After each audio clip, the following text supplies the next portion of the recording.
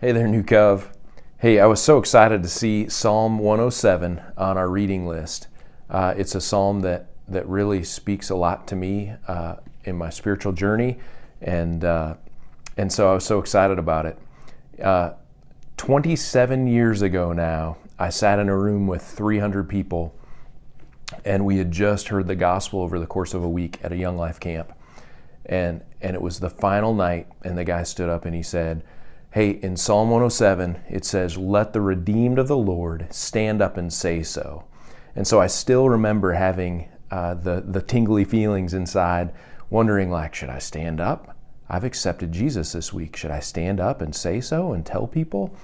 And so sure enough, it got to be my time, and I stood up and I said, this week, I gave my life to Jesus. Actually, it was more like, this week I gave Jesus the keys to the car, the keys to my car. Something like that, which was the language that we were using that week. And so for 27 years, I've learned and grown through that. But verse 2, it says, let the redeemed of the Lord stand up and say so, or let the redeemed of the Lord tell their story, to be able to tell others of the awesome things that God has done. You know, this whole psalm could stop with verse 1, which says, give thanks to the Lord, for he is good. His love endures forever. Bam. That's really all we need, right?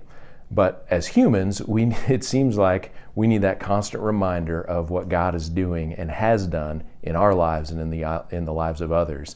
And so as you look through this psalm, I see that it's divided up into different sections of people who had hit the end of the road, who had experienced some hardship in one way or another. And then there's always the middle ground throughout this that says, and then they cried out to the Lord, and the Lord came to their rescue. The Lord saved them. The Lord met their needs, whatever it is. So look through that and read that. And then maybe a neat activity this morning is to be able to think through your own life. How has God met you through the course of your relationship with Him? How was He orchestrating it even before you knew Him? What does His faithfulness look like in your life? And then to even draw through that, maybe you have conversations with people about like, how have you seen Jesus, His faithfulness in your life throughout? And let that be a huge encouragement to you as you go through your day-to-day. This has been a really fun activity. It ends with verse 43. It says, whoever is wise, let him heed these things and consider the great love of the Lord.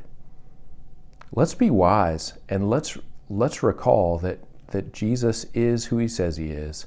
Give thanks to the Lord, for His love endures forever. Thanks, New Cove. Have a great day.